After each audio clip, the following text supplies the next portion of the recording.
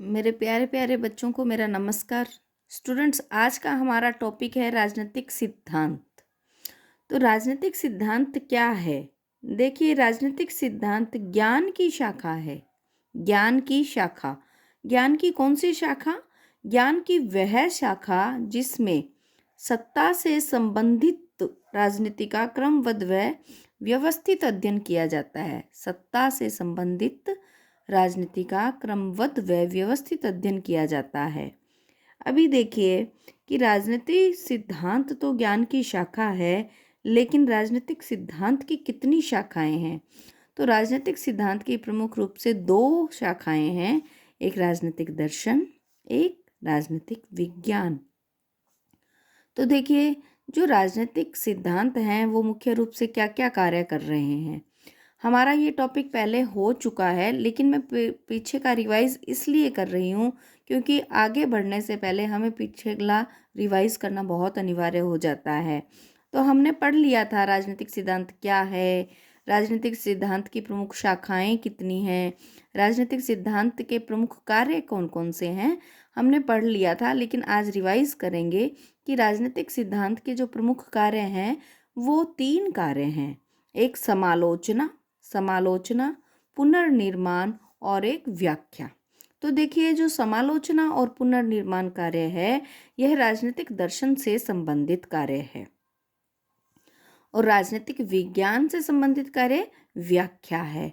तो यहाँ पे देखिए स्टूडेंट्स, यहाँ पे राजनीतिक दर्शन, तो जो राजनीतिक दर्शन है उसको हम परंपरागत उपागम या दृष्टिकोण भी कहते हैं।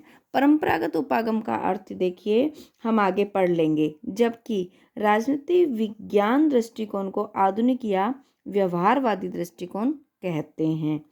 तो प्रत्यक्षवादी भी इसे ही कहते हैं और अनुभविकी भी इसे ही कहते हैं। अब देखिए राजनीतिक दर्शन क्या है। हम देखेंगे कि राजनीतिक दर्शन जो है उसमें क्या क्या आता है। देखिए, हम कर चुके हैं कि राजनीतिक दर्शन के अंदर नैतिकता पर बल दिया जाता है।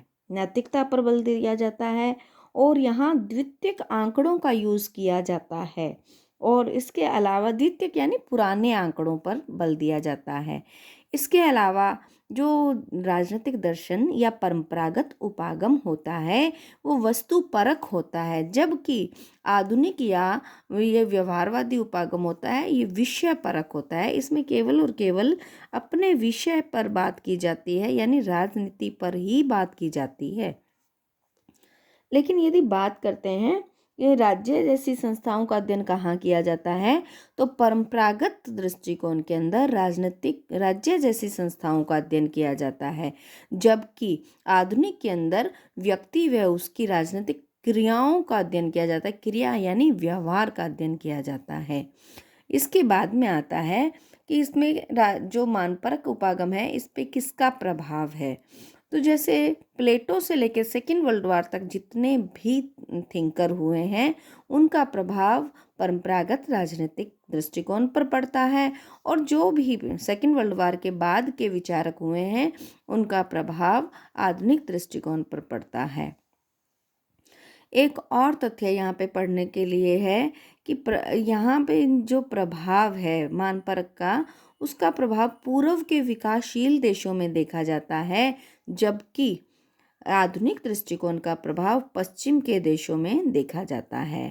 तो यहाँ पे देखिए भारत को कहाँ पे लेंगे, तो भारत भी पूर्व का ही भाग है, अर्थात भारत में भी परंपरागत का ही प्रभाव अधिक पाया जाता है, जबकि तुलनात्मक दृष्टि से यदि देखें तो भारत में आधुनिकता का प्रभाव अधिक पाया जाता है। देखिए, यहाँ पे हमने देखा है कि राजनीतिक दर्शन क्या है, और राजनीतिक दर्शन को परंपरागत उपागम कहते हैं, और इसके साथ साथ में आधुनिक दृष्टिकोण क्या है और इसको क्या कहते हैं। तो हमने देखा कि यहाँ पे व्यक्ति व उसकी राजनीतिक प्रक्रियाओं का अध्ययन अधिक किया जाता है। तो इसके बाद में हम ये बात देखेंगे कि जो परंपरागत दृष्टिकोण है, ये जो परंपरागत दृष्टिकोण है इसके अंतर्गत क्या होता है। परंपरागत दृष्टिकोण में परिभाषाएं 4 प्रकार से होती है, वो हमने कर ली थी कि राज्य का अध्ययन होता है और सरकार का अध्ययन होता है।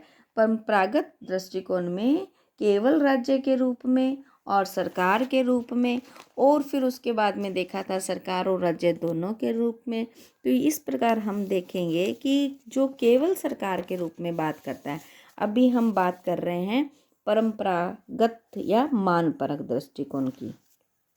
ठीक है, परंपरागत या मानपरक दृष्टिकोण।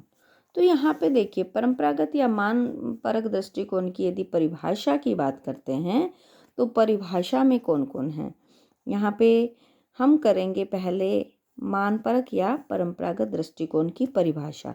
तो ये देखिए, यहाँ पे मुख्यतः परिभाषाओं में 3 बातें आती है। 3 बातें में पहली जो बात आती है कि वो कहते हैं, यदि पूछा गया मानपरक या परंपरागत दृष्टिकोण के विचारकों से कि राजनीति क्या है, तो बात आई कि केवल राज्य के रूप में होती है। राजनीति क्या है? केवल राज्य के रूप में। तो केवल राज्य के रूप में बोलने वाले विचारक कौन कौन से हैं? फिर कुछ विचारक ऐसे बोले कि राजनीति तो सरकार का अध्ययन है और केवल सरकार का अध्ययन है। उसके बाद में कुछ विचारक ऐसे बोले राज्य प्लस सरकार दोनों का अध्ययन है। तो देखिए कौन कौन से ऐसे विचारक हैं जिन्होंने कहा कि राजनीति राज्य के रूप में है। तो हम यहाँ देखेंगे, सबसे पहले गार्नर आता है। गार्नर ने कहा था कि राजनीति का प्रारंभ भी और अंत भी राज्य से होता है। गार्नर की एक डेफिनेशन थी कि राजनीति का प्रारंभ व अंत भी राज्य से होता है। तो उसके बाद में सेकंड जो विचारक थे वो थे गेटेल, बैलेंशली, और उसके बाद में आता है जकारिया,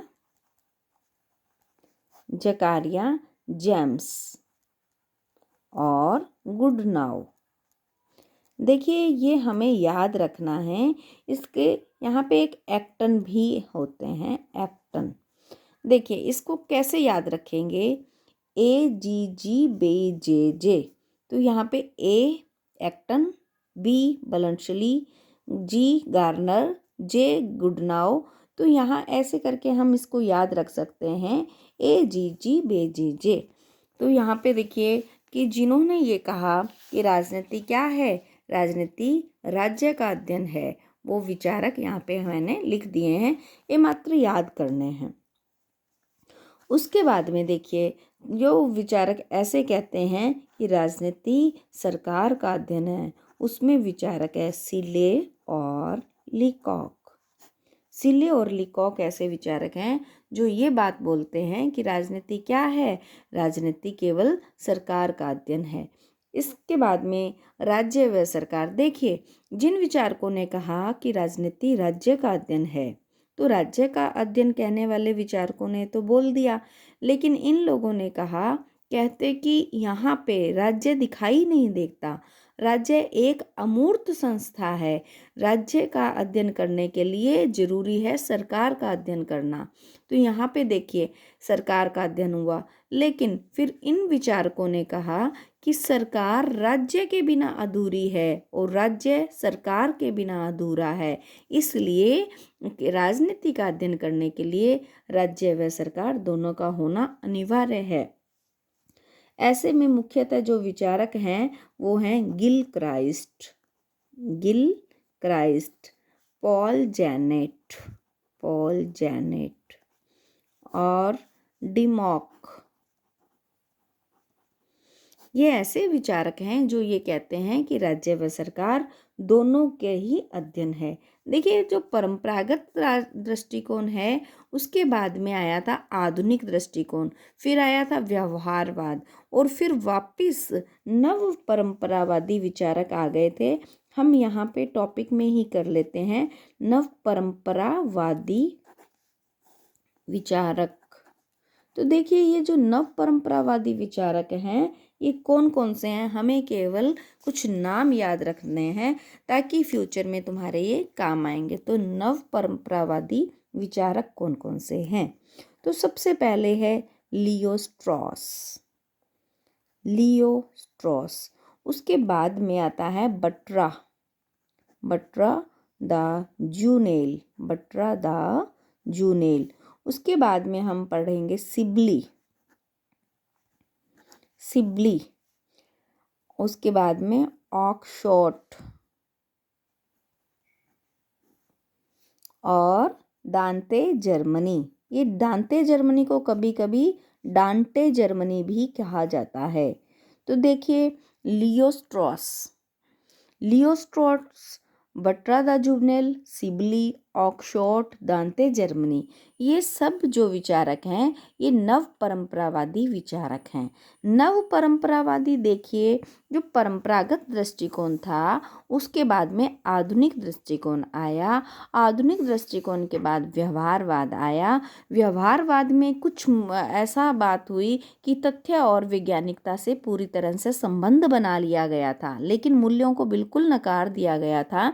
तो यहाँ पे ये बात आई कि राजनीतिक विज्ञान में क्योंकि मानव ही इसके विषय वस्तु हैं और मानव मूल्यों से जुड़े हुए होते हैं, इस वजह से नव परंपरावादी विचारक लियोस्ट्रॉस, बट्रा द जुवनेल और सिबली, ऑक्सफोर्ड, दांते जर्मनी, ये सब ऐसे विचारक हैं जिन्होंने परंपरावादी जो दृष्टिकोण था उसी को ही फिर से अपनाया था।